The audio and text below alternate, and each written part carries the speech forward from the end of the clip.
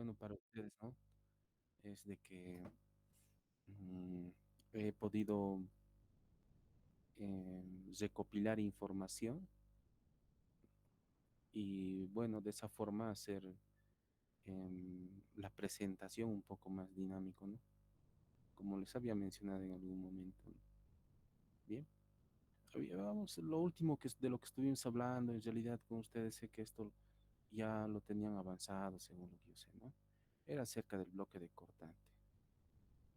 Estuvimos básicamente en el tema de tracción y habían diferentes casos, ¿no? Bien sea que un perfil de acero no tuviera ninguna perturbación, ¿no? Como podría ser una soldadura, podrían ser orificios que se han descontado para hacer alguna conexión, un empalme, etcétera, ¿no? Entonces, no hay ninguna perturbación y entonces en ese caso la carga que puede asimilar un perfil de acero va a ser básicamente directamente proporcional al esfuerzo que desarrolla el perfil por el área, ¿no? Esa sería la fuerza, ¿no? Bueno, es un caso general. Hay básicamente dos verificaciones que realizamos, ¿no? Uno está considerando la fluencia, ¿no? El área neta y el área bruta, como les decía, ¿no? Bueno, cuando no tienen una perturbación, eso es un poquito indiferente, ¿no? Eso es lo que veíamos, ¿no?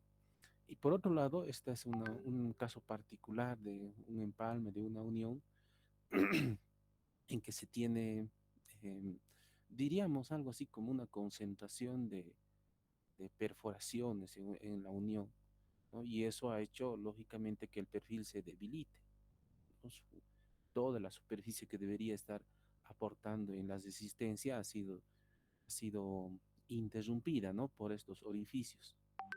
Y más aún cuando estas separaciones son menores, son reducidas, entonces esa distribución de esfuerzos, bueno, esa transmisión de esfuerzos se desarrolla por una superficie menor, ¿no? Y entonces, consecuentemente, puede suceder el desprendimiento del perfil, ¿no? De un sector del perfil.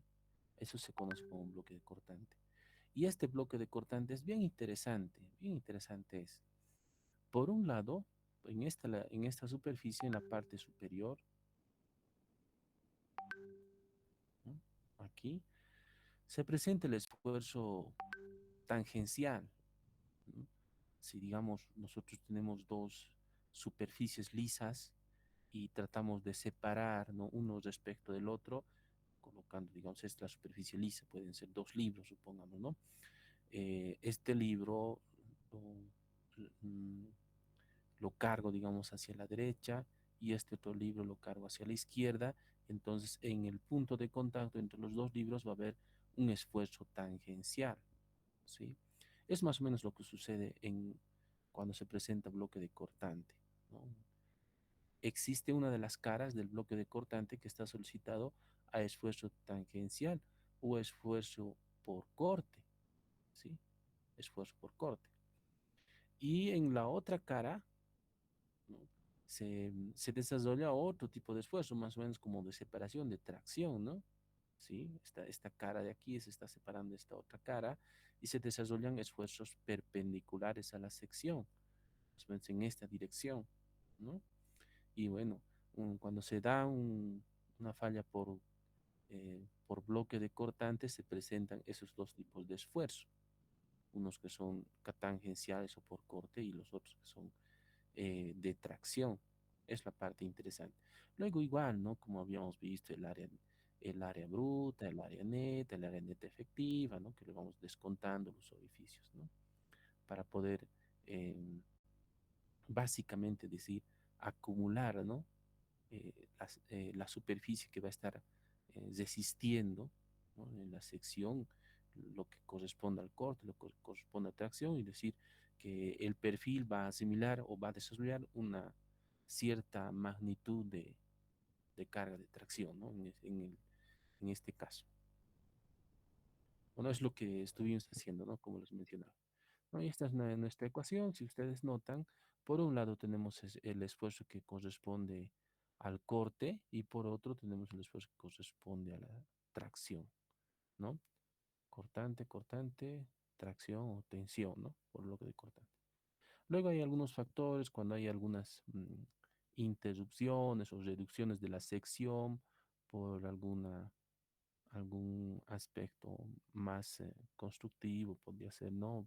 Particularidades de la sección, que bueno, se van afectando por ciertos factores. Bueno, porque en realidad aquí existe una concentración de esfuerzos, ¿no? Bien. Esta es, bueno, la parte de compresión, ¿no? La parte de compresión que les decía. Esto también es bien interesante, ¿no? Es decir, cuando una columna es larga, cuando una columna es corta, cuando una columna es intermedia, depende, ¿no? Es como en algunos casos, algunos de sus compañeros, seguramente ustedes también van a transitar ese camino, ¿no? De hacer su proyecto de grado. Decir, por ejemplo, que su tema corresponde a un estudio del efecto de la carga sísmica en edificios altos, dice, ¿no? Pero muchas veces uno no tiene un concepto claro que es un edificio alto, una, una, una infraestructura que está ocupando una superficie pequeña que sea de pocas plantas podría catalogarse como un edificio alto. Una estructura que está ocupando una superficie mayor con la misma altura que en el primer caso podría ser catalogado como un edificio bajo. Entonces hay variables, ciertas variables que nos van a decir si un edificio, por ejemplo, es alto, es corto, es bajo, intermedio, digamos, ¿no? Existen parámetros y asimismo hay parámetros para poder decir o evaluar la resistencia en el caso de una columna. Diríamos siempre que el evaluar la resistencia de un elemento en compresión, un perfil de acero en compresión, sí es un problema un poco más, mm, tanto diferente del anterior caso, ¿no? Sí. Porque no solamente, es decir, em, por ejemplo, un elemento en compresión, cualquiera de estos sea, ¿no? Uno dice pandeo y seguramente muchos entendemos ese concepto, ¿no? Se ve cuando se tiende a deformarse de en la dirección lateral respecto al eje más débil del elemento, entonces decimos que hasta ahí, digamos, sería la carga crítica que puede asimilar la columna, ¿no? Por debajo de eso debería estar la carga admisible de la columna. Eso es en un caso general, pero no siempre eso sucede, ¿no? Sobre todo hasta hace unos años atrás, el concepto de pandeo lateral o pandeo local ha cobrado mayor importancia, ¿no? No, muchos elementos estructurales, como podemos ver en las imágenes, no necesariamente han fallado el elemento por pandeo lateral de todo el elemento en realidad, sino de sectores localizados. En la imagen de la izquierda, por ejemplo, en realidad lo que ha fallado, lo que ha pandeado son las alas, ¿sí? Y parte del alma. En el perfil de la derecha, podemos saber es parte del alma, es lo que se ha pandeado, no todo el elemento. En este caso, observen en la figura de la derecha, en el extremo derecho, tenemos que todo el perfil se está pandeando, ¿no? Generalmente este pandeo es según el eje más débil, ¿sí? ¿Cuál es el eje más débil? Pues cualquiera de nosotros eso puede intuir. Agarra una hoja, ¿no? Entonces le coloca, no sé, en la dirección vertical, ¿no? Y seguramente va a permanecer estable. Pero si lo volcamos, ¿no? Se va a deformar, ¿no? Si lo colocamos de forma plana, ¿no? Entonces tiene un eje débil y un eje fuerte. Así también un perfil también tiene un eje débil y un eje fuerte, ¿no? Esas son propiedades de la sección que ustedes seguramente han podido ver en resistentes materiales, posiblemente, ¿no? Entonces, para evaluar la resistencia de una columna, básicamente tenemos tres escenarios. Es algo similar en vigas, ¿no? Teníamos que examinar, ¿no? Examinar las condiciones las resistencias, perfil. Lo interesante de un perfil de acero, recuerden ustedes, es un material que ha sido ya producido en masa, ¿no? En perfiles estándar. Entonces ya viene estos perfiles con sus propiedades, con su peso por metro lineal, su sección transversal, el área transversal, la inercia, el módulo resistente, etcétera, ¿no? Esas propiedades, centros de gravedad, ya vienen, ¿no? De cada perfil. Entonces lo que hacemos es básicamente verificar. Y en algún caso, claro, mm, crear nuevas secciones a partir de las que tenemos. Puede ser también, ¿no? Bien, así básicamente tenemos tres escenarios, ¿no? El primer escenario es el pandeo flexionante, seguramente el que más eh, hemos visto, seguramente el que más podemos nosotros observar en algún elemento cuando solicitamos a compresión, tiene un ladeo lateral, se presenta eh, una deformación lateral, eso es pandeo lateral. También se lo conoce como pandeo de Euler, ¿no? Bien. El otro tipo de pandeo es relativamente reciente, es el pandeo local. Ya el pandeo local. El pandeo local se puede dar en los elementos, son como elementitos no ajustados, como les digo. Es decir, como digamos, una vara de acero, digamos, lo empotramos en una pared y entonces la parte que no va a estar ajustada sería la parte que está sobresaliendo de la pared y la parte que está eh, incrustada en la pared sería la que tiene, em, estaría totalmente empotrado, ¿no? Estaría sujetado, ¿no? Estaría adiestrado, asegurado, ¿sí? En cambio, la parte que está libre no está adiestrado. Entonces, eso sucede también en un perfil. Por ejemplo, en la parte en que se unen las alas con el alma, este sector diríamos que es la parte rígida, pero este sector de aquí sería la parte libre, ¿no? Tanto esto, y en el alma también. Se puede dar localmente en las alas o en el alma un pandeo local. Y eso también define la resistencia de un elemento en compresión, ¿sí? Finalmente, puede presentarse el pandeo torsional. Esto es bastante interesante, ¿no? El pandeo local se presenta o bien en las alas o en el alma, ¿sí? En las alas puede ser en el alma. Define la resistencia de una columna. Puede ser el pandeo flexionante o el pandeo de Euler según el eje débil. Y hay otro también interesante que es algo así como una combinación entre pandeo lateral y al mismo tiempo una torsión, un giro sobre su mismo eje. Ese es el pandeo torsional, ¿no? Entonces, estos tres tipos de pandeo que se pueden dar en una columna definen la resistencia de un elemento solicitado en compresión. Bien. Estos fenómenos de los que estoy hablando son muy fáciles de emular. No tenemos mucho problema.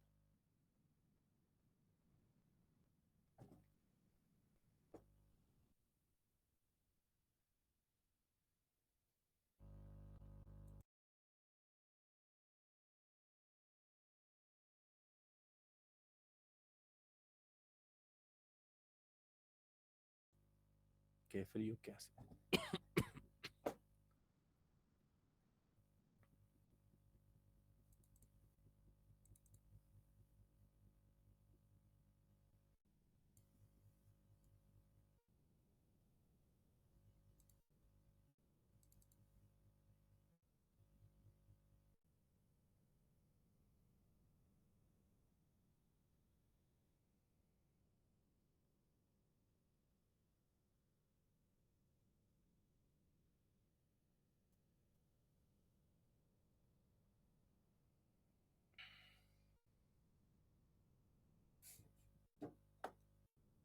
Noten, por ejemplo,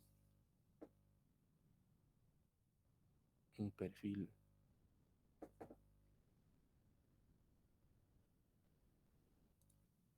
de acero. ¿Se nota? ¿Se ve? Bueno, no es acero, ¿no? Sí, que se ve. Perfil W. ¿Sí? Bien. Relativamente largo, aproximadamente 60 centímetros.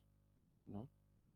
Entonces observen cuando yo le solicito a compresión, cuál eje es el que se va a pandear respecto de qué eje, diríamos, ¿no? De este eje que sería el vertical o el horizontal, ¿no? El eje débil, ¿sí? El eje débil respecto de este eje va a girar, así va a girar. ¿Ok? Entonces, a medida que nosotros solicitamos esto a compresión, ¿sí? Va a girar sobre este eje, el eje débil. Entonces, solicito a compresión y empieza a deformarse, ¿no? Entonces, ese es el pandeo flexional o pandeo de Euler que se conoce, ¿no? Eso define la carga que puede asimilar una columna en compresión, un elemento en compresión, un perfil de acero en compresión. Lo otro es el pandeo torsional, ¿sí? Bueno, el último que les había hablado, ¿no? Y lo otro es, bueno, es un pandeo localizado, ¿no? ¿Sí? Puede darse en las alas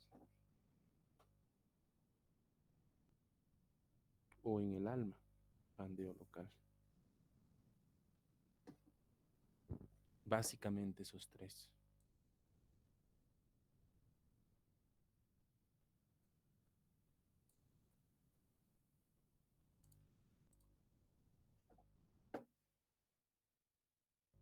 ¿Sí? Eh, mm, el esfuerzo, algo similar a lo que teníamos en tracción, ¿no? ¿No? Es decir, de la ecuación general, ¿no? Fuerza sobre área. Salvo que esto, claro, de resistencia de materiales nosotros lo conocemos, ¿no?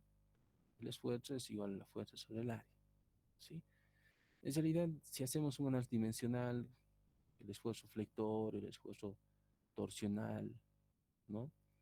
Que si bien, por ejemplo, el esfuerzo flexional es M sobre I por Y, digamos, ¿no?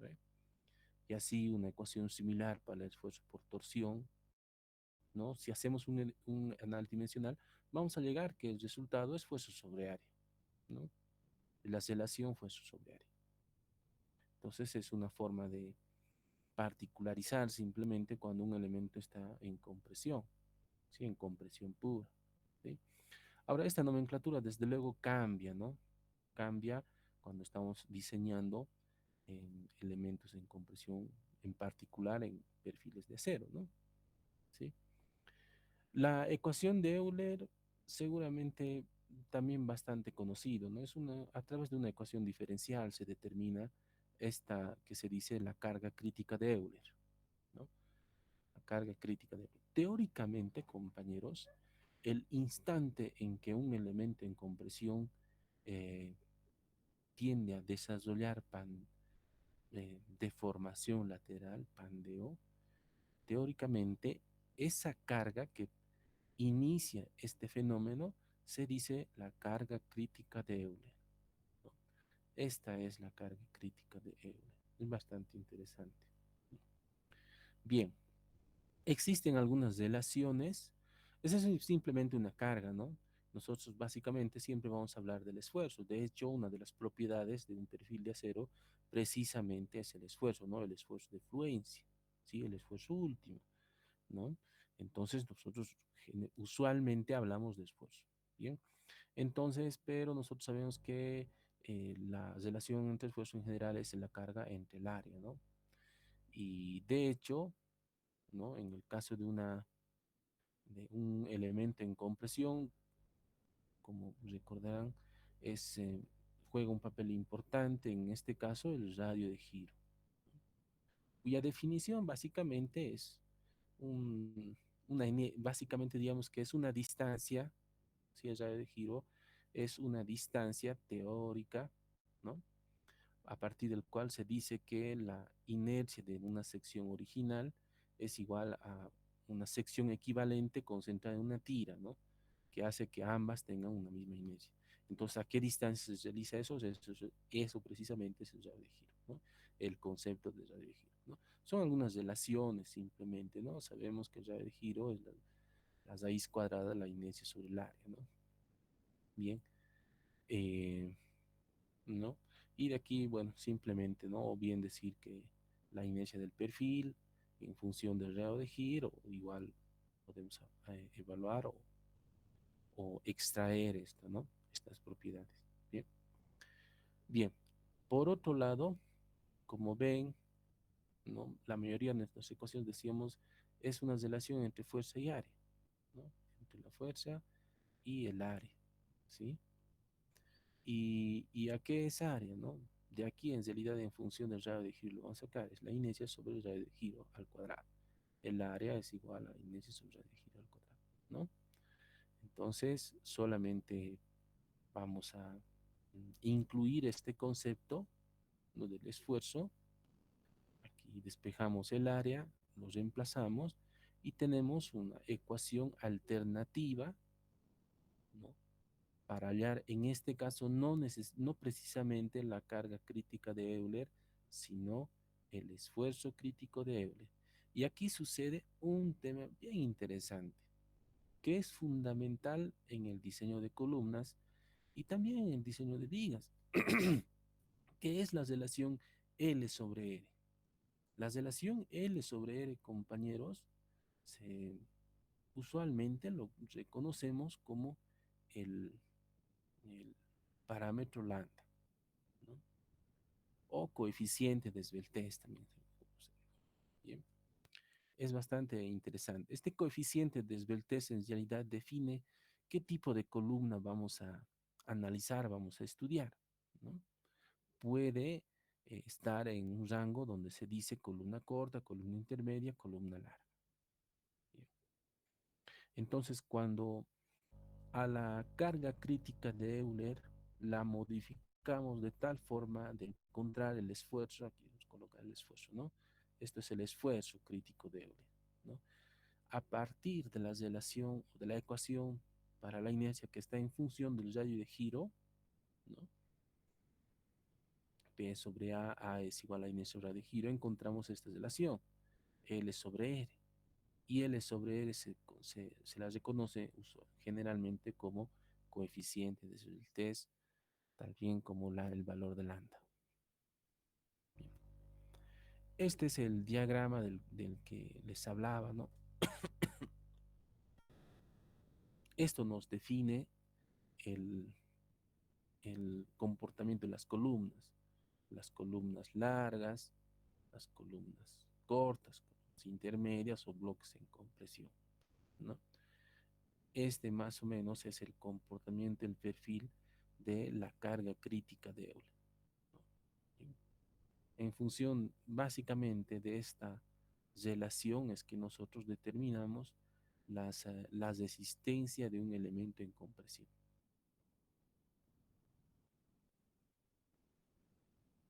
Entonces, como les mencionaba, ¿no? El coeficiente de la mayoría de las ecuaciones en cuanto a estructuras metálicas, recuerden, usualmente, compañeros, los nudos que nosotros confeccionamos en una estructura metálica son articulados, ¿sí? De lo contrario, como vamos a ver más adelante, una unión debería estar, aparte de tener remaches, pernos, también debería contener soldadura, ¿sí? Y así garantizar de que la unión va a ser una unión rígida, ¿no? Entonces, generalmente la hipótesis que utilizamos es que ambos extremos son articulados, una cercha, ¿no? Más o menos se comporta de esta forma, ¿sí? Entonces, para esas ecuaciones, las ecuaciones para determinar la carga crítica o el esfuerzo crítico, como les mencionaba, están en función del coeficiente de esbeltez. Este coeficiente de esbeltez depende de las condiciones de apoyo en los extremos del elemento no agiostrado. ¿Qué significa, no? Muchos hemos debido ver um, lo más común, ¿no? Es ver los tanques elevados, ¿no? Sobre todo en esta región, como ustedes saben, por Corazón de Jesús, etcétera, tenemos tanques elevados, de Sela, ¿no? ¿Cuál es el objetivo? Que las, los, las viviendas, los edificios en la ciudad, entonces tengan una presión suficiente para que puedan funcionar de forma adecuada los artefactos que estamos utilizando, ¿no? Una ducha, una lavandería, ¿no? Por eso es, ¿sí? Pero en lugar, eso tenemos una facilidad, ¿no? Pero de todas maneras, si vamos recociendo, digamos, un poco más nos alejamos, digamos, de, de la mancha urbana, entonces en esos sectores generalmente lo que hacen para salvar este obstáculo, ¿no? De la presión es construir tanques elevados, ¿sí? 4 columnas, un tanque elevado de cierta capacidad, depende, ¿no? De qué capacidad va a tener el tanque. Tal vez no es ni siquiera 4, tal vez podrían ser 6, 8, depende, ¿sí? ¿Y a qué altura? Bueno, eh, también eso mucho depende de la línea de nivel, ¿no? ¿Sí?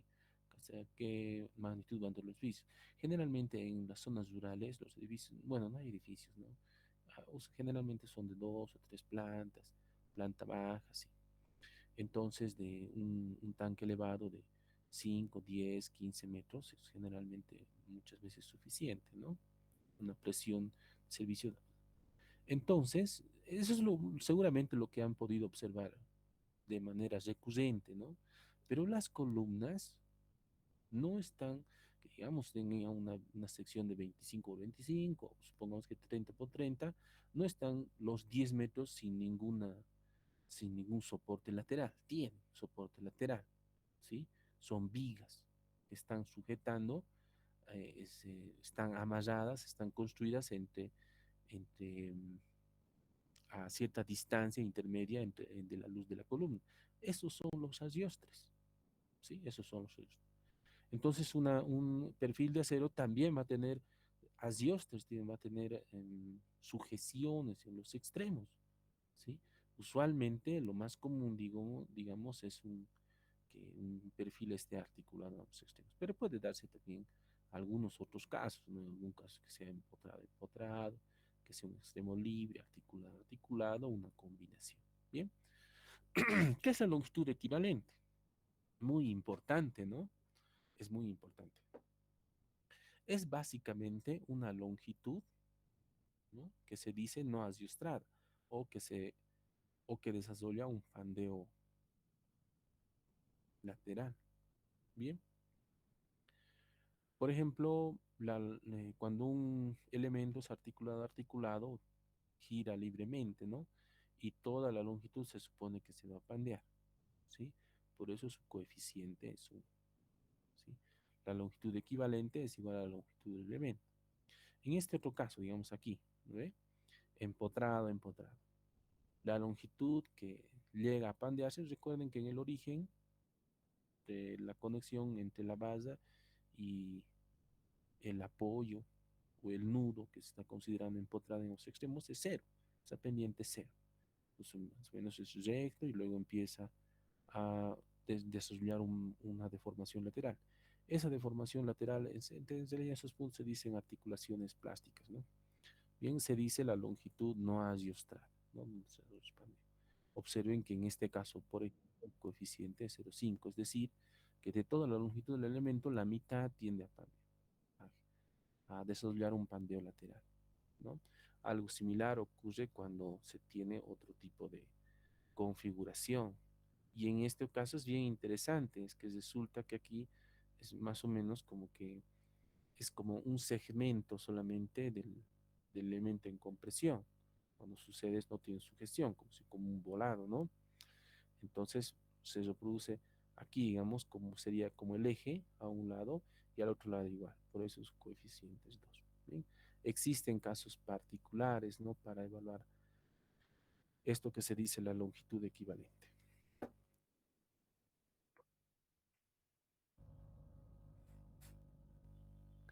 Esto de los conceptos, como les decía, ¿no? Ya prácticamente estaríamos dentro del concepto de pandeo local, como les mencionaba, ¿no?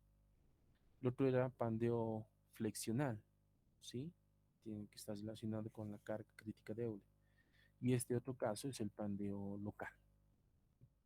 Estos son los elementos em, que pueden llegar a pandearse, ¿no? Estos segmentos. Este es el nudo rígido, ¿sí? La conexión entre el ala y el alma en este sector se dice rígido. Y este segmento sería, bueno, la mm, parte del segmento del ala o del alma no asiostrado, libre, como el empotrado que les decía, ¿ve? Aquí, digamos, este segmentito sería el volado y aquí estaría el empotrado. Para este otro segmento, aquí estaría el empotrado y este sería el volado, etcétera. Y aquí también. Entonces, nosotros debemos evaluar a través de ciertos coeficientes si un elemento es rigidizado o no rigidizado, ¿no? Depende, ¿sí? Son ecuaciones para determinar esto, ¿no?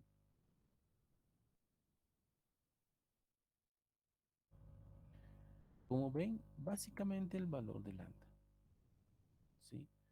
Que esté sobre B es la relación entre el espesor y el elemento no asiostrado, ¿sí? Es decir, diríamos lambda, el valor que observamos aquí,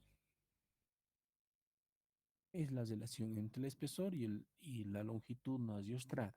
Diríamos, es este espesor y esta longitud, en el caso del ala. Y en el alma sería este espesor entre esta longitud, ¿no? Voy a tener desde luego valores diferentes, ¿sí? Tengo que hacer esto para el alma y también para el ala, ¿sí? Entonces, estos valores de lambda nos van a definir siempre y cuando estén dentro ciertos rangos. También, como les mencionaba, la resistencia de una columna en compresión. En el primer caso, básicamente era el pandeo flexional. Ahora ya estaríamos entrando a lo que corresponde al pandeo local.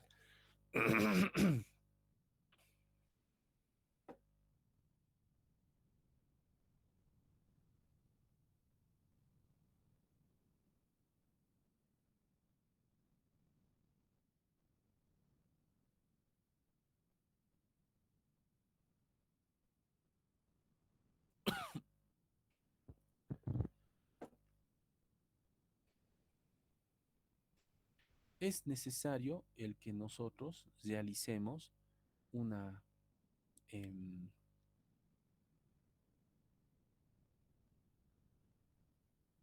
una caracterización del perfil, ¿sí?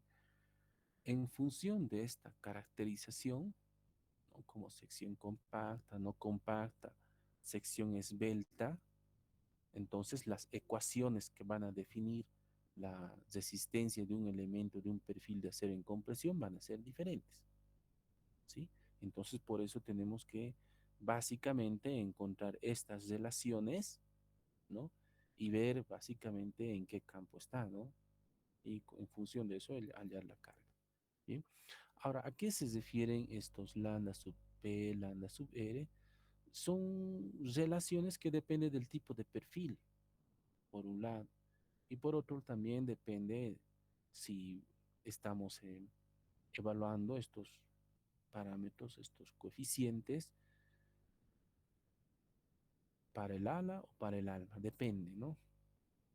Bien, estas son precisamente, ¿no? Ustedes como ven el valor de lambda sub R, que es lo que tenemos aquí, ¿sí?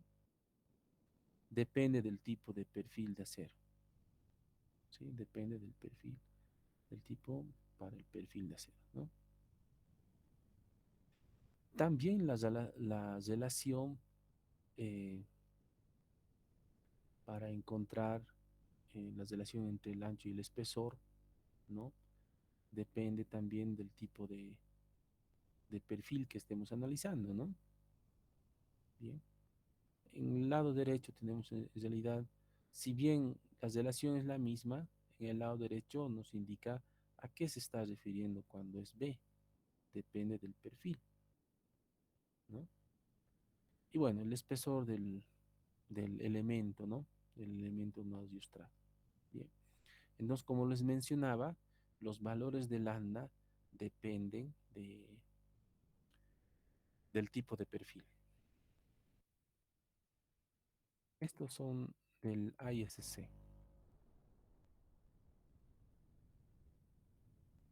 El lambda sub P, de la misma forma, ¿no? Es diferente de acuerdo al tipo de perfil.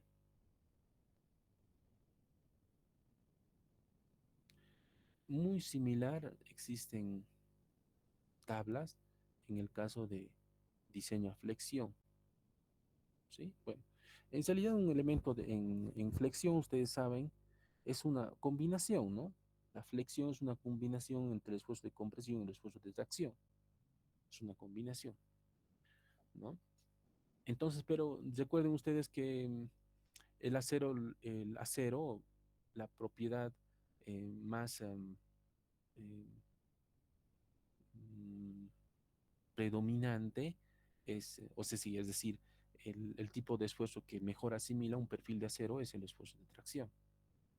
Entonces, en una sección de solicitada flexión, por ejemplo, eh, si bien tenemos una parte de la sección que va a estar solicitada a tracción, la zona que está en compresión puede darse también el fenómeno del pandeo. Entonces, es algo parecido, similar. También se tienen expresiones, valores, parámetros que nos definen también las extensiones de flexión. Algo parecido vamos a ver. Bien, bueno. Entonces, como les mencionaba, ¿no? Depende del valor de lambda, depende del valor de lambda para determinar la carga crítica. En el primer caso, en el esfuerzo por pandeo flexionante, básicamente está en función del esfuerzo crítico, ¿sí? Pero ahora en realidad depende del, de los parámetros lambda, ¿no? Sección compacta, no compacta, etcétera, los parámetros lambda, y en función de eso vamos a, dependiendo, ¿no? Agasar qué ecuación, ¿sí?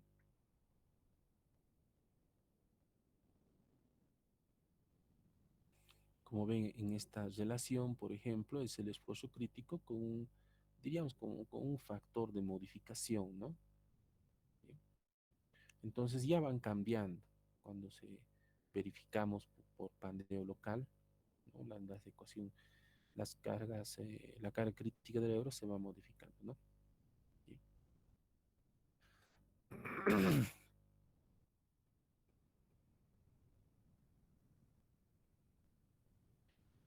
En el caso del pandeo flexotorsional, también básicamente se da cuando se cumple con esta relación, sería equivalente a esta expresión, pero como pueden observar, el esfuerzo crítico es un tanto diferente, ¿no? A las relaciones.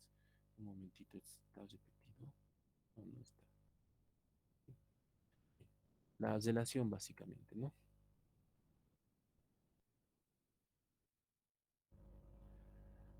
Por otro lado, también es lo más usual, ¿no? En las estructuras de acero es poco común de que un elemento, un perfil angular, un perfil C, un perfil canal, sea el que se va a utilizar en toda la cubierta, en toda la estructura metálica, ¿no? En particular cuando tenemos cargas importantes, ¿cierto? Entonces, en esos casos, por ejemplo, para esos casos, lo que hacemos es conformar nuevas secciones, ¿no? Nuevos perfiles, ¿sí? A partir de lo que tenemos, ¿no? Es bastante común. De ahí es que nace la celosía. Es bastante recurrente este tipo de estructuras, ¿no? Lo que hacemos básicamente es lo que conocemos, ¿no? Recuerden que un triángulo es el elemento más estable y rígido en cuanto a de, a la distribución de elementos estructurales, ¿no? Bien. Entonces, básicamente bajo ese principio, ¿sí? Entonces, estos extremos, ¿sí? Generalmente son perfiles, digamos así.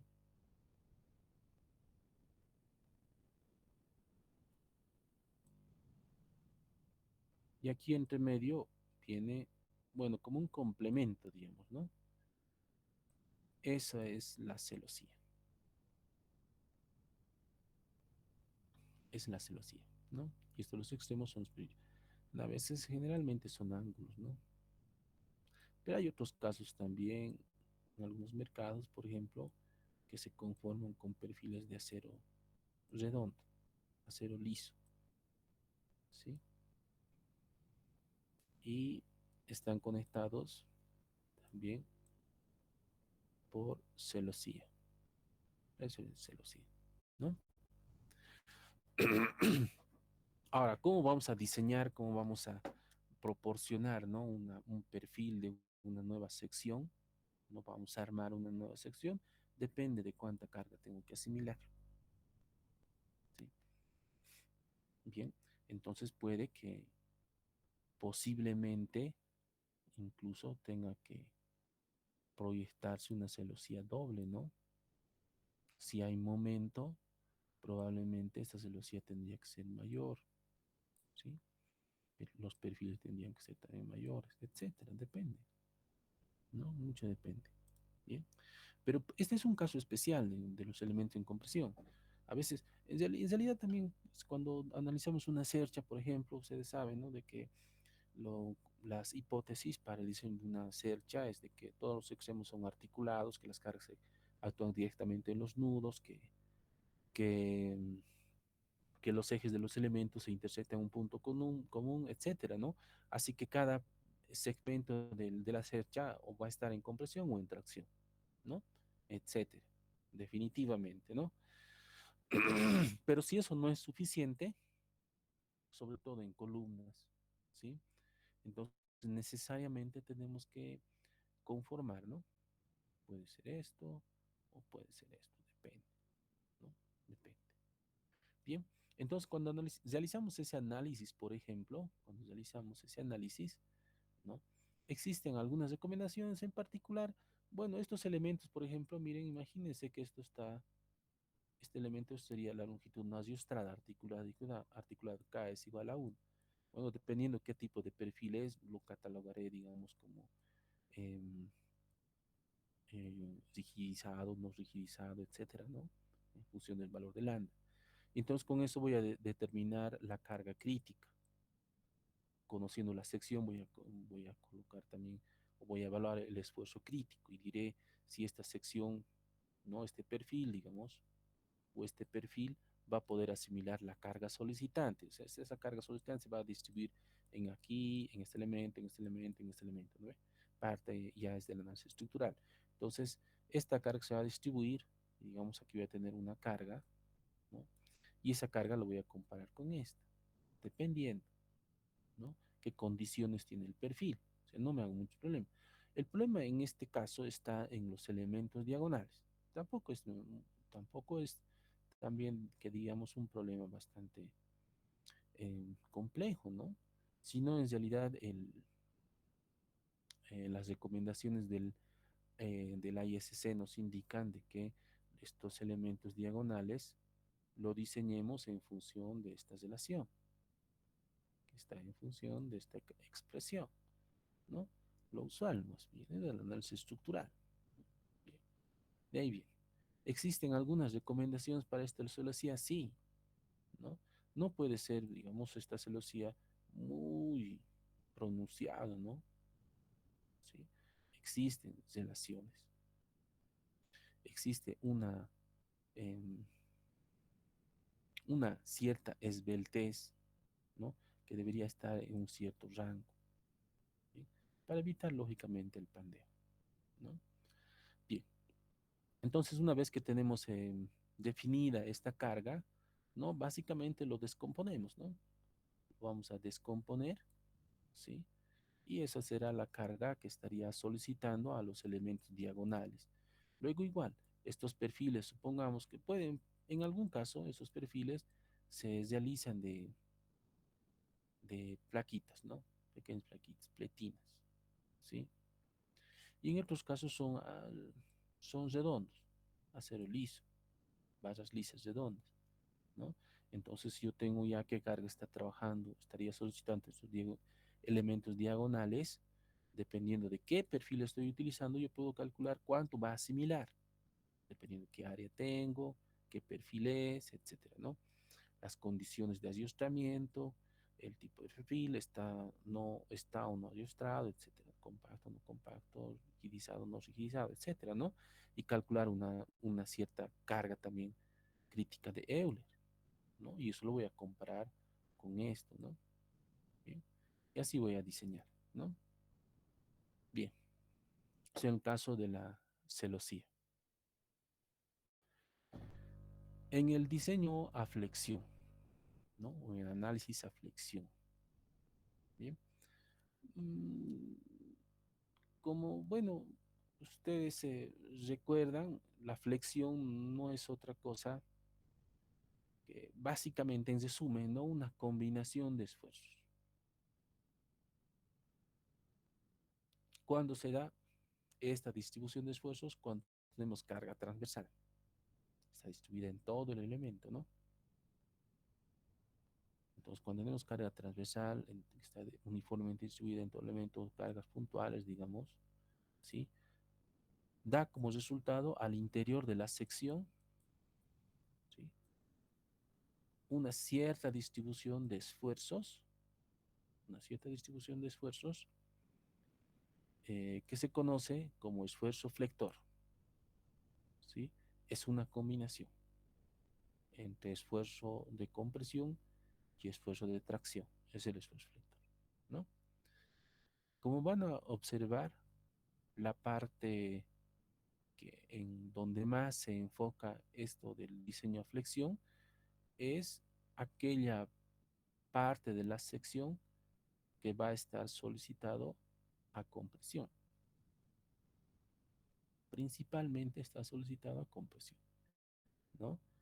Bien, y entonces ahí también se puede dar pandeo lateral, pandeo flexo torsional, pandeo local, algo parecido a diseño a flexiones, ¿no?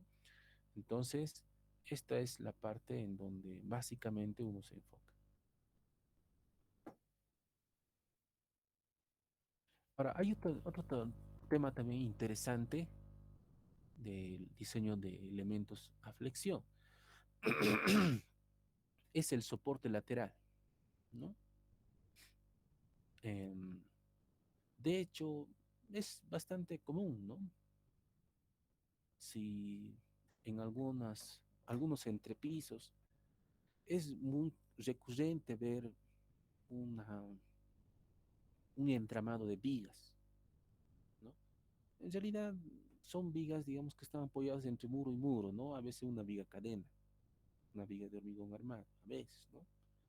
O sea, en la infraestructura antigua generalmente están directamente sobre el nudo, pero quiero decirles, tenemos vigas, ¿sí? De extremo a extremo.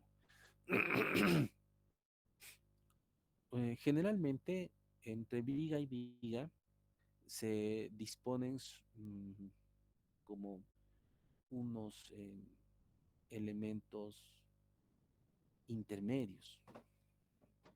Es por decir, por ejemplo, aquí tengo una viga, por aquí otra viga y otra viga y así, ¿no? En un entrepiso, vigas de madera. En la parte superior, bueno, voy a tener un entablado, ¿no? Un machimbre, digamos, ¿no? O tablas, definitivamente, ¿no? Y la parte superior de la viga, que va a estar precisamente en compresión, digamos, aquí voy a tener la altura de la viga, ¿no? Esta parte va a tener un soporte lateral, ¿sí? Bien, algo parecido a esto, ¿no? Pero es un caso particular, ¿bien? Luego, entre viga y viga, supongo que aquí tengo una viga así, aquí, se suele disponer, como les decía, elementos intermedios, ¿sí? Precisamente para evitar que se tuerzan, ¿no? Que se pandeen. Es lo malo, digamos, de la madera, ¿no? Cuando hay cambios de temperatura, ¿no? Generalmente cambia su geometría, ¿no? Se hincha, ¿no? Se contrae, se expande. Entonces, pues, generalmente se coloca elemento intermedio, ¿sí? Entonces, este tipo de elemento intermedio es lo que estaríamos representando aquí. ¿Qué es lo que está haciendo este elemento intermedio? Lo que, digamos que la luz era de 3 metros, lo estoy reduciendo, ¿no? A unos 50, a 1 metro, si depende a qué distancia estoy colocando estos elementos intermedios.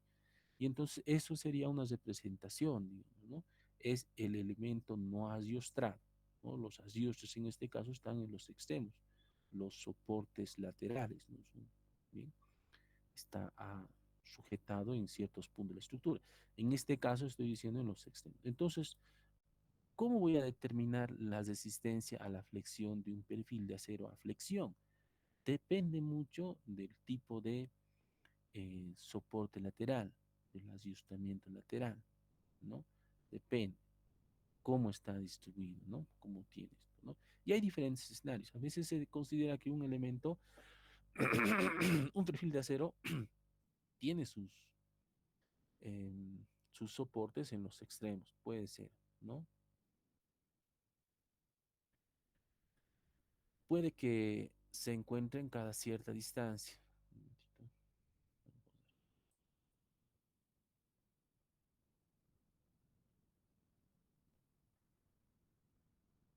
Sí, cada cierta distancia, puede ser, ¿no?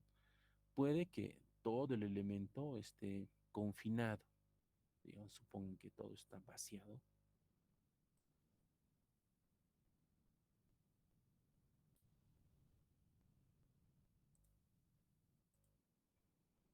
como una carpeta de compresión, por ejemplo, entonces todo el ala en compresión va a estar confinado. Depende, ¿no? Todos estos factores van a influir lógicamente en la resistencia a flexión de un perfil de acero. Pero observen de que básicamente nos estamos enfocando en aquella zona que está en compresión, ¿sí? A esa longitud entre, o se dice la longitud ajustada, usualmente lo vamos a reconocer precisamente de esa forma, ¿no? Como L sub B es la longitud no ajustada, ¿sí?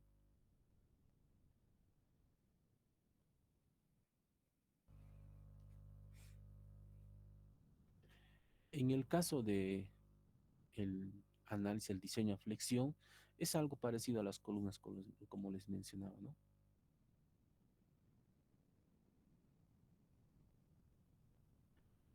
Dos aspectos fundamentales básicamente em, hacen la diferencia en lo que sucede en una columna.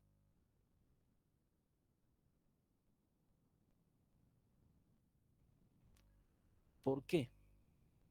En un elemento en compresión, una columna, puedo no tener soporte lateral, ¿sí?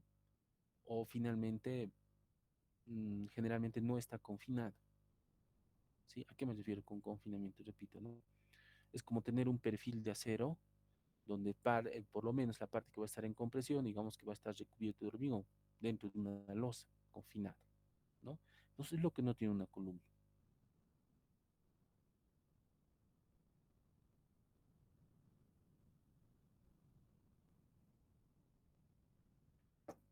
De hecho, tiene cierta restricción, ¿no? Puede estar en toda su longitud, hablando de flexión, ¿no? Puede estar en toda su longitud o puede estar en ciertos puntos. Este esfuerzo de compresión, a diferencia de un elemento en compresión, diseño de compresión, es variable. ¿Por qué es variable? ¿No? Este esfuerzo es variable. Si yo tengo un apoyo, ¿no? Ya sabemos que su diagrama de momento, por lo menos para esta distribución, para las condiciones de apoyo, va a ser algo así, una parábola, ¿no? Esta distribución podría ser al centro, pero si me aproximo un poco, me alejo del centro, me aproximo hacia los apoyos, esto va a variar. De hecho, ¿no? Lógico, tengo menor momento cerca de la articulación, tengo menor momento, Y ciertamente esta distribución de esfuerzos que depende del momento flector también van a cambiar, van a reducir. Si tengo menor momento, tengo menor esfuerzo. Tengo mayor momento, tengo mayor esfuerzo. Así que el esfuerzo en compresión, en el diseño, en el diseño de elementos a flexión, a diferencia de un elemento a compresión, es variable. ¿Sí? No es constante en toda la longitud. Varía con el momento flexional.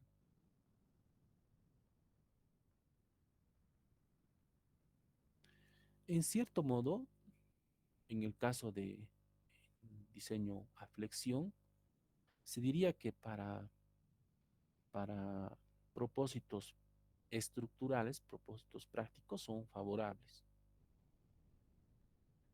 Porque la carga que puede asimilar un elemento en flexión, ¿no? Depende de la estabilidad del patín en compresión.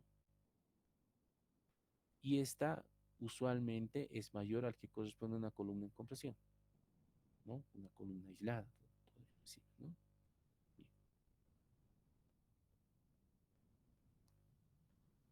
En realidad, en el caso de la flexión, en el caso de la flexión, nosotros entendemos que se desarrolla una, mm, una deflexión, ¿no? ¿Sí? Ahora, esta deflexión, ¿no? em, este giro, en realidad, ¿no? En los extremos articulados, se genera un ángulo, ¿no? Ahí se da la deflexión en el centro de la viga, la flecha, diríamos, ¿no? Entonces está contenida dentro, se desarrolla este ángulo, esta deflexión en el plano de carga. Bien, por un lado es eso, pero el tema no termina ahí. No es algo parecido a lo que les decía a columnas en este caso, ¿no? A medida que se va incrementando la carga para este perfil que estamos colocando como ejemplo, va incrementando la carga, diríamos que progresivamente también la deflexión va a incrementarse, sí, pero a medida que esto sucede, tiende a desarrollar un pandeo, no solamente una deformación, una, una flecha, no solamente en la dirección vertical, sino también en la dirección lateral. Ese es el pandeo lateral, ¿sí? Ahora, puede darse también que los elementos aislados de un perfil de acero se pandeen localmente, ¿no? Entonces, estos parámetros van a definir la resistencia de un perfil de acero a la flexión. Bien, en eso sí es un poco similar al diseño de elementos en compresión. Entonces, más o menos lo que sucede, ¿no? Tenemos la carga que está actuando en todo el elemento, ¿no? Entonces, esto se flexiona, se deforma en dirección vertical, en el plano de cargas, ¿sí? Pero a medida que se va incrementando la carga, sucede que se da una deformación lateral y finalmente gira, pandeo lateral torsional. O definitivamente, o bien puede ser el ala o parte del alma puede pandear en la zona comprimida, ¿no? El pandeo local. Esos parámetros entonces definen la resistencia de un elemento a flexión.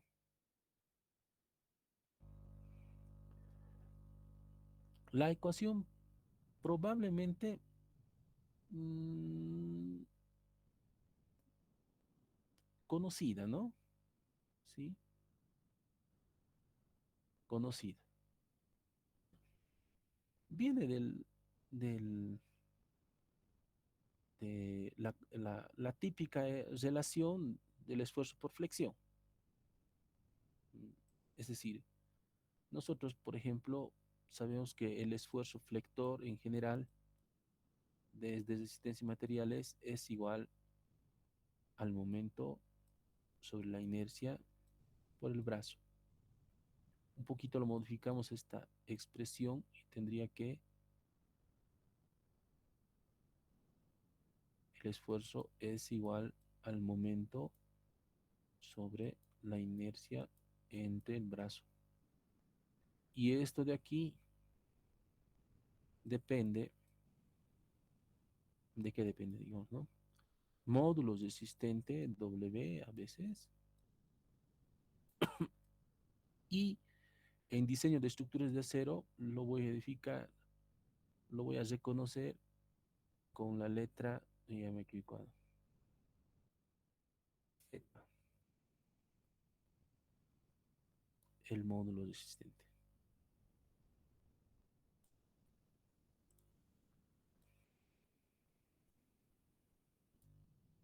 ¿no? Así, ¿sí? Entonces, como pueden observar el momento, ¿sí? Eso solamente para, diríamos, es como el diseño de una sección de hormigón armado, espero que en el elevador hormigón armado, como el momento nominal, ¿no ve? Algo parecido, ¿sí? Pero para un perfil de acero. Entonces, este sería el momento nominal. Es igual al esfuerzo. Ahora no llamo o no defino, no lo reconozco al esfuerzo en diseño de estructura de acero con la letra griega, ¿no? Sino es con la letra mayúscula, el esfuerzo, ¿sí? Y multiplicado por Z. Ese es el módulo resistente, ¿no? Por eso les digo, es una ecuación que seguramente se les hace familiar, ¿no? Debe ser un tanto familiar esto del, del momento, ¿no? Bien, este sería, bueno, ¿y esto de qué va a depender? De la propiedad del acero, sí, ¿sí? Una propiedad del acero. Una propiedad es como diríamos, por ejemplo, en una sección de hormigón armado, una propiedad del acero, ¿no? Es que el acero no lo diseñamos, ¿no? Vienen con sus propiedades desde, desde las plantas que producen este material. Bien, entonces viene desde ahí, o es decir, o se origina ahí, ¿no? Y esa es una propiedad. Bien, por otro lado, tengo el módulo de asistente Z, ¿no? En algunos casos le colocan S, en otros casos W, depende. En hormigón preesforzado que creo que le colocan W, ¿no? Es que las normas, los reglamentos de diseño hacen esa diferenciación, ¿no? Pero el concepto es el mismo. Por ejemplo, en sistemas materiales creo que le colocan W o S, no estoy seguro. Pero en,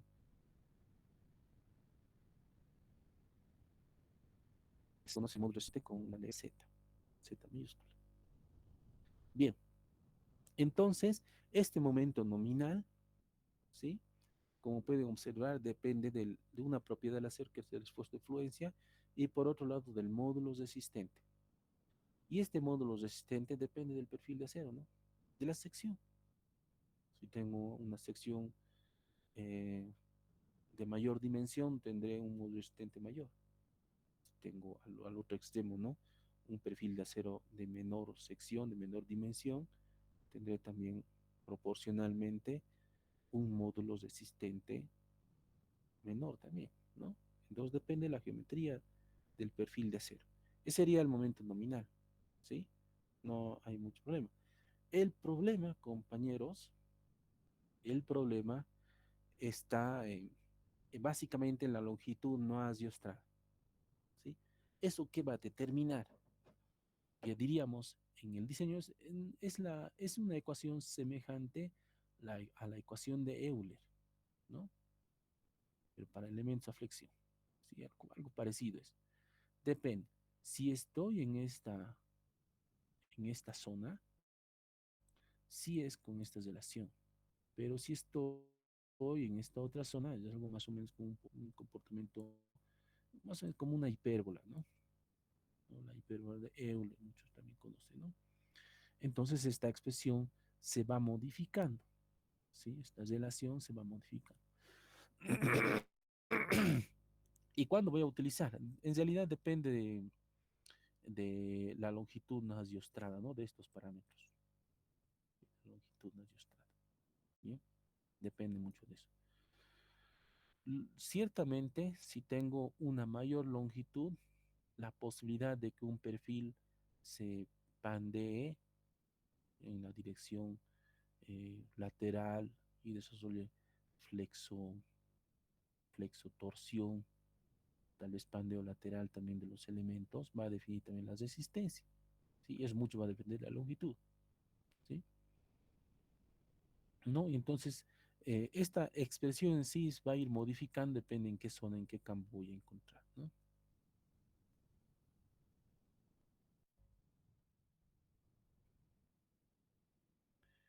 En el primer campo es este, como les decía, ¿no? En este campo es esto.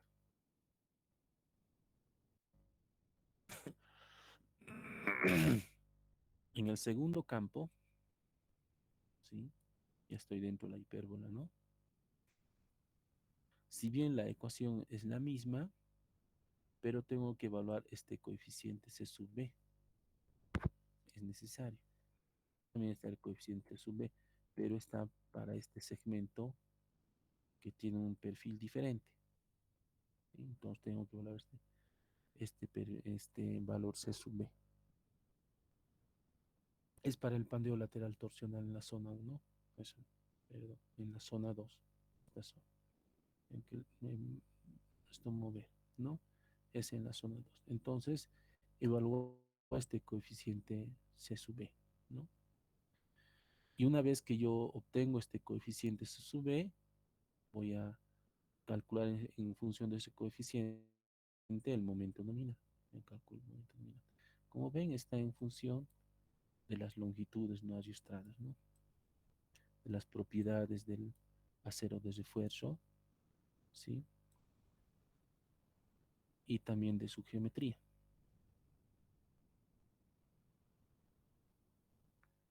Es un poquito más elaborado, claro, ¿no? En el primer caso, no tanto así, ¿no? En la primera zona.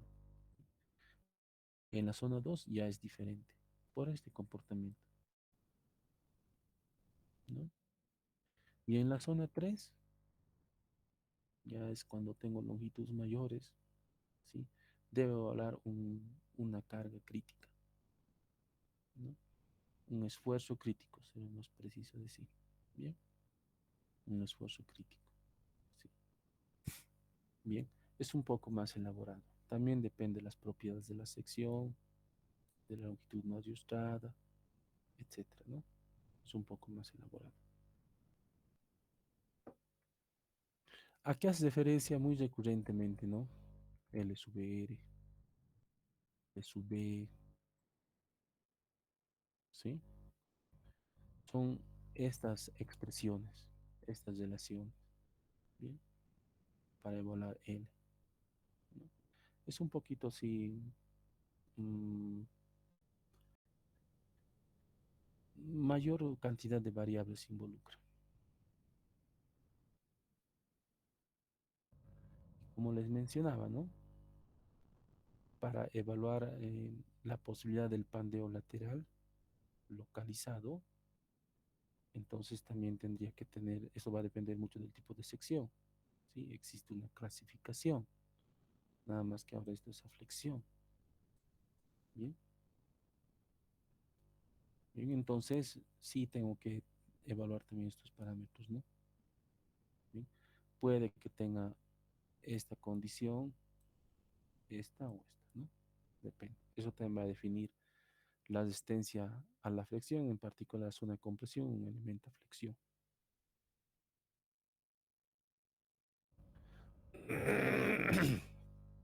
Un resumen en la flexión. Al final vamos a hacer un resumen de todo esto que van a ver que no es nada complicado, ¿no? En el caso de uniones, ya, en el caso de uniones. Bien, básicamente en una estructura metálica, dos tipos de uniones se presentan, ¿no? Las uniones soldadas, las más comunes, ¿sí? Y la unión empernal. ¿Cuál es el principio fundamental, no? De hecho, en el análisis también a flexión, ¿sí? Un análisis a flexión, ¿sí? También voy a considerar, vamos a hablar, ¿no? De siempre comparar, ¿no? Voy a calcular un momento, ¿no? Voy a aplicar un factor de reducción de resistencia, esto está relativo a las propiedades de la sección, este esfuerzo crítico, etcétera, ¿no? Bien, voy a calcular un momento, se dice un momento nominal. ¿Cuánto puede asimilar la sección? afectar por un factor de reducción de resistencia típico, ¿no? Por otro lado, ese resultado lo voy a confrontar con el momento último solicitante. Y el momento último solicitante, ¿de dónde va a resultar? Del análisis estructural. Es un análisis estructural. Entonces, en este caso me voy a enfocar en las uniones. Sí, me voy a enfocar en las uniones. ¿Sí? En las uniones, en el nudo, voy a tener esfuerzo típico, ¿no? Entonces, esfuerzo axial para este elemento, esfuerzo cortante. Para este otro elemento, esfuerzo axial, esfuerzo cortante, ¿no? Y esfuerzo flector. Bueno, serían en realidad resultantes, ¿no? Resultante, esfuerzo interno. Voy a tener esto, ¿no? Eso es lo que va a presentarse o lo va a solicitar al nudo, a la unión, ¿no? Bien, entonces, esa unión puede que uno lo conciba como una unión mediante soldadura o mediante pernos. Pero ¿qué es lo que tenemos básicamente que cuidar en una unión? ¿No? Que básicamente, compañeros, este grupo de esfuerzos internos que son resultado del análisis estructural sean menores o iguales a los esfuerzos que desarrolla la unión. Es en este caso, por ejemplo, a los esfuerzos que desarrolla la soldadura y en este otro caso los esfuerzos que desarrolla la unión mediante pernos, ¿no?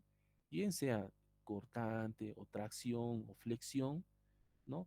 Esos esfuerzos que desarrolla la unión debería ser superior o igual a estos esfuerzos o resultan de esfuerzo interno resultado del análisis estructural. Ese es el principio fundamental.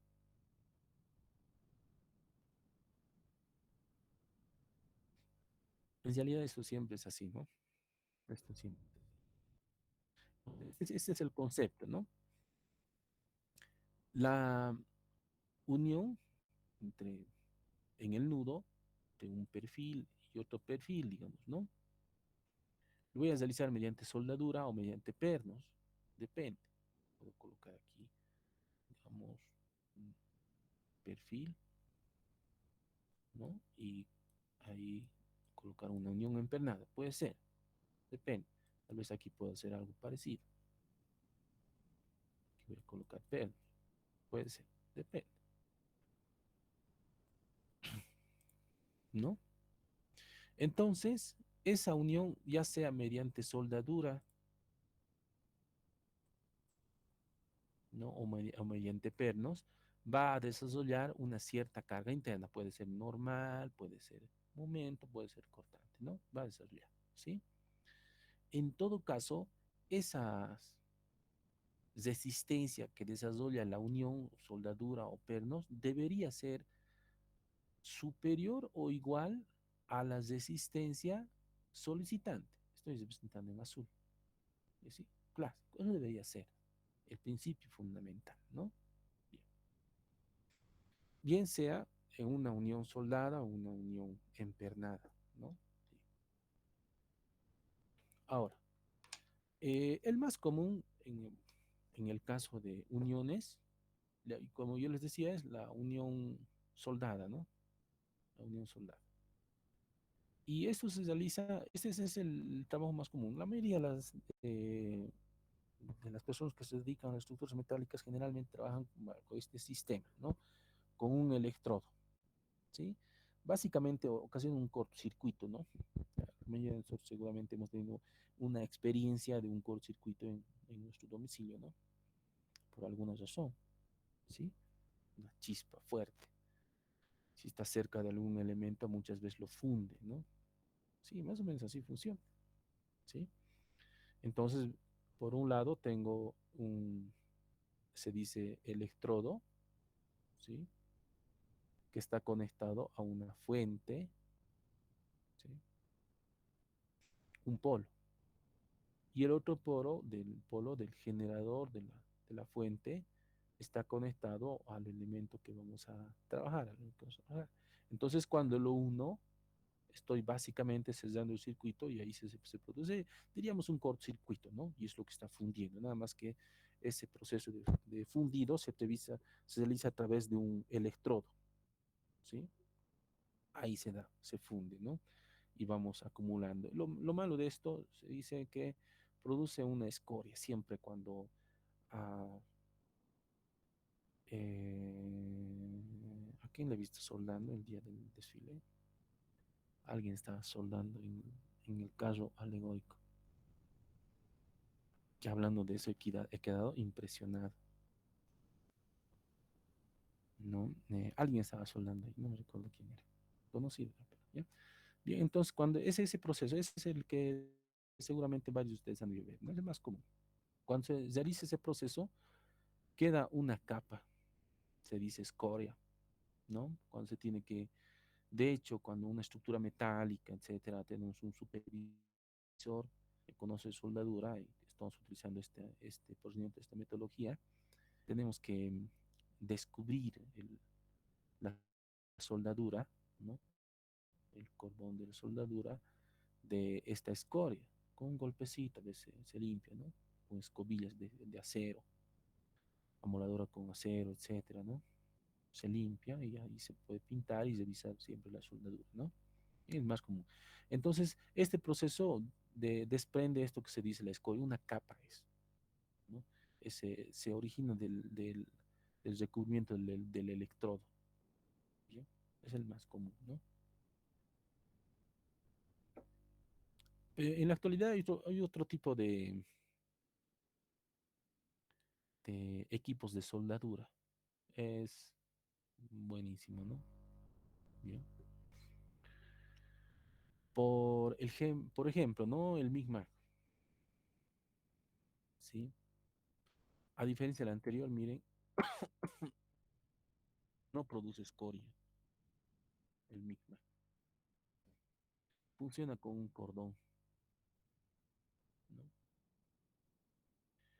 Además, con un gas inflamable, ¿no? Una chispa se origina y se va fundiendo a alta temperatura este cordón. Una bobina está conectado a una bobina. Caritos son estos equipos, pero son muy buenos, ¿no? Lo bueno es que no produce eh, em, escoria, que dice que contamina el medio ambiente, y además se puede regular este cordón, se puede regular la velocidad de salida, ¿no? Entonces, digamos, a mayor velocidad de salida, voy a cubrir una mayor superficie. Si a menor velocidad, una menor superficie. Se puede graduar el proceso MIGMA. Luego tenemos el proceso TIC, que también es relativamente reciente también, ¿no? Tampoco produce escoria, ¿sí? Ataca menos al medio ambiente, ¿no? También es algo parecido al anterior, pero eh, a diferencia del anterior, bueno, es, se puede hacer de forma continua, trabajar de forma continua. Es otro proceso. Entonces, el común, ¿no? MMA se dice, ¿no? Es a través de un electrodo. El proceso MICMAC y el proceso TIC.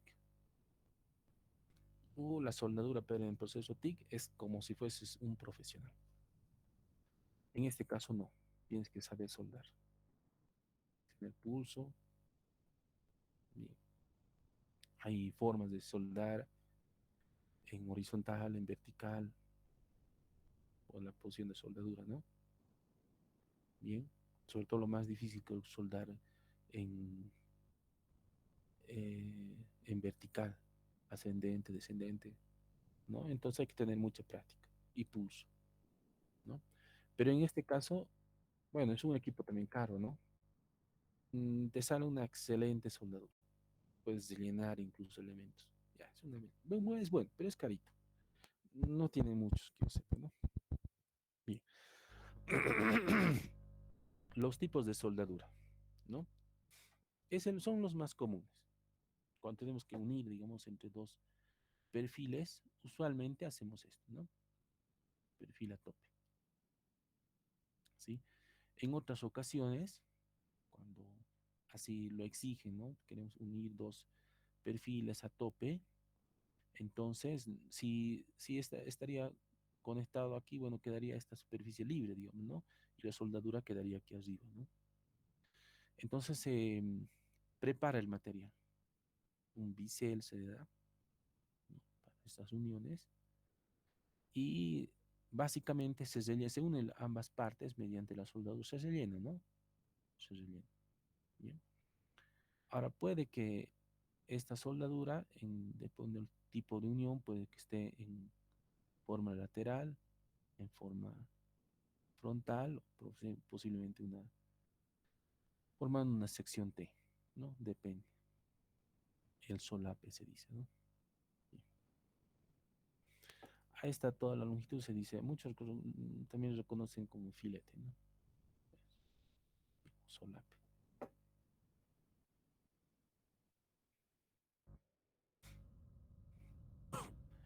Existen ciertos parámetros para la soldadura, sobre todo cuando se realiza una soldadura, una unión a tope, ¿no? Debería este ángulo, para que sea una soldadura adecuada, ¿sí? Debería estar entre 60 y 120 grados. Si estaría entre 45 y 60, nos indica que es una penetración parcial, no es muy eficiente, ¿sí?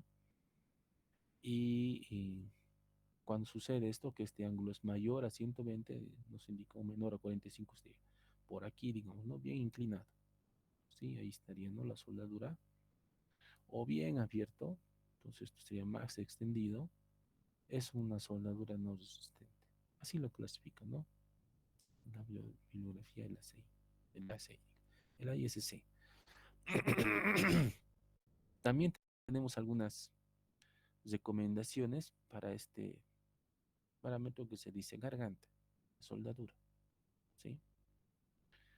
Algunas recomendaciones con un valor máximo, con un valor mínimo, dependiendo del espesor del elemento, etcétera, ¿no? Ciertos valores tenemos. Nos tienen otros tipos de perfiles. También tenemos recomendaciones para la soldadura.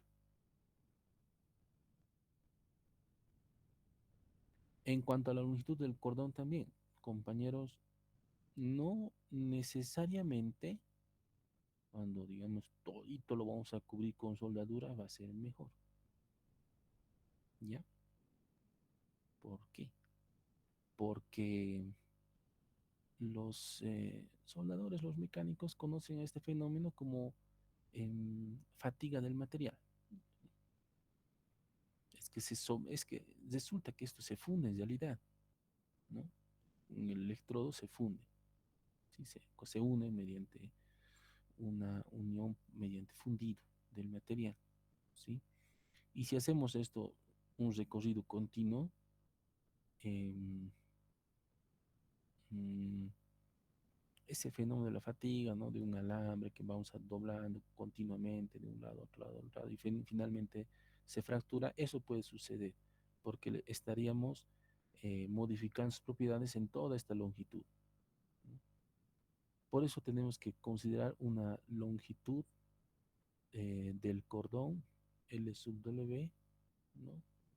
Una longitud, hay ciertos parámetros para esta longitud de la soldadura. Son ciertos segmentos, ¿no? A veces cuando hay la necesidad, siempre, por decir el cálculo, no hay una fuerza solicitante aquí enorme, ¿no? Entonces eso necesariamente tengo que yo disponer de soldadura a todo alrededor, ¿no? Pero corre ese riesgo de la fatiga del material. Entonces en otras ocasiones se suele hacer eh, vacíos, ahí hay que calcular también, ¿no? Y entonces ahí continuar con la unión, la soldadura, ciertos segmentos. La cosa es cubrir lógicamente la longitud, ¿no?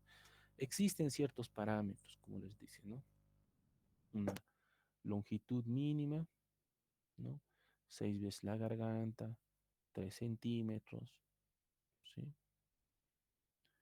Y existen también longitudes máximas, ¿no? Longitudes máximas, ¿sí? Recomendaciones, ¿sí? Bien. Algunas otras recomendaciones, las uniones, ¿no? En cuanto a la soldadura, ¿sí? Recomendaciones, ¿bien? La longitud del empalme, una soldadura también.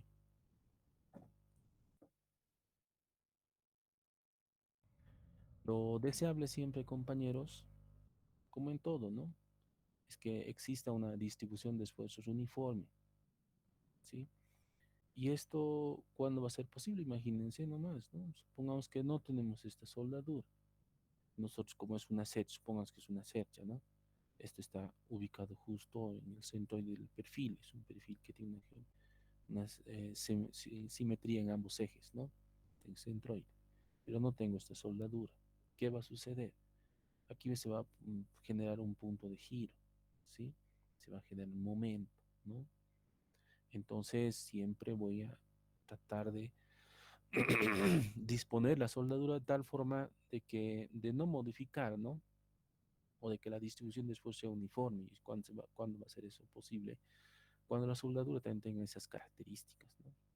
Bien, por ejemplo, un poco. Voy a tener una cierta excentricidad y va a ser, por ejemplo, que este perfil, pese a que esta carga es céntrica, gire en sentido antihorario, ¿no? Bien, algunas recomendaciones siempre. Para las uniones a tope, ¿no? Existen, como ya les decía, ¿no? Un bisel, diferentes tipos, ¿no? En B, en U, en X, en W, etcétera, ¿no? Depende. La más común, desde luego, es esta primera, ¿no? Le damos un cierto ángulo, ¿sí?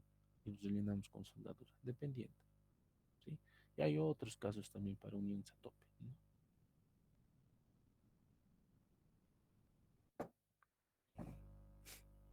Un nudo de una celosía, como les había mencionado, ¿no? Sus ejes se intersectan en un punto común, ¿no? La soldadura debería ser, más o menos tendría que obedecer, ¿no? A la distribución de esfuerzo, tendría que ser uniforme, ¿sí? Siempre, para no ocasionar excentricidad. Es importante eso.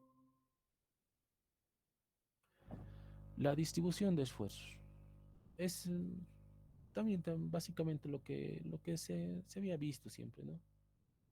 Sí, lo que básicamente siempre hemos estado em, recurrentemente citando, ¿sí? La distribución de esfuerzos. Según esta que se dice el plano de la garganta, este simulador de A que habíamos visto anteriormente, mayor a 3 milímetros, etcétera, hay ciertas recomendaciones, ¿no? Dependiendo del espesor, ¿no? Del ángulo, ¿sí? Cuánto debería ser la soldadura. Este espesor de la soldadura, ¿no? Este garganta se dice. Bien. Entonces, es la distribución de esfuerzos, ¿no? Eh, tangencial, axial o normal, ¿no? ¿Sí? Bien. Se supone, bueno, que la carga estaría en esta dirección, ¿sí? Normal, tangencial, etcétera, ¿no? Depende de los esfuerzos, ¿no? El espesor de la garganta.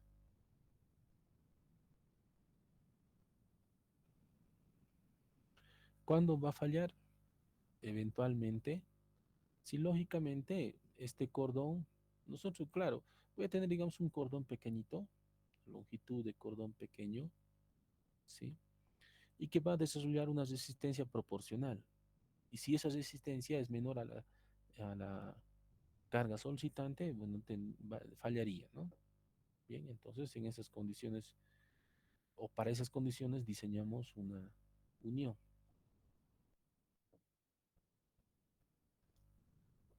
Y como pueden observar, no es tan complicado, ¿no? Bien, En un caso general sí se presenta de esta forma, ¿no? Pero en un caso más particular, como por ejemplo esto, una cercha, por ejemplo, ¿no? Esfuerzo elemento en tracción, ¿no? Tengo dos puntos de contacto, cordones en los lados laterales o el solapa en los lados laterales, ¿sí? Entonces esta carga, por simetría, se va a transmitir en la parte superior, en la parte inferior, la mitad, ¿no? Y ahora, ¿cómo voy a encontrar el esfuerzo, digamos, que va a desarrollar esta soldadura? Bueno, diría esfuerzo sobre área, ¿no? Pero, ¿qué área sería? ¿Sí? En realidad es esto, ¿sí? L por A, ¿sí? L por A, ¿sí? Es la soldadura, ¿no? L, la longitud de la soldadura del cordón, L es W por A. Ese es el área, ¿sí? El área, ¿no? Y la fuerza, fuerza sobre área, ¿no? No tenemos mucha dificultad, ¿sí? Bien, en el caso de que por alguna razón, ¿no? Vamos en perfiles angulares, por ejemplo, ¿no? Pese a que esta carga va a estar actuando en el eje, en el centroide del elemento, pero como es un perfil angular, entonces no precisamente va a estar al centro, ¿no? Un poco cargado hacia el ala superior, inferior va a estar, ¿no? Entonces, tendría que tener una distribución diferente, ¿no? Tendría que tener una distribución diferente. Pero ¿cómo vamos a hacer? Es algo semejante, es semejante, ¿sí? Nada más que vamos a, para encontrar la resistencia del elemento, bueno, algo así como un valor ponderado, ¿sí? Algo así como un valor ponderado, ¿no? Bien. El espesor de la garganta por la longitud del elemento en particular sobre la sumatoria, ¿no? Entonces, ¿cuántos tendré? ¿No? Un valor ponderado, ¿sí? Pero básicamente el principio es el mismo, ¿no?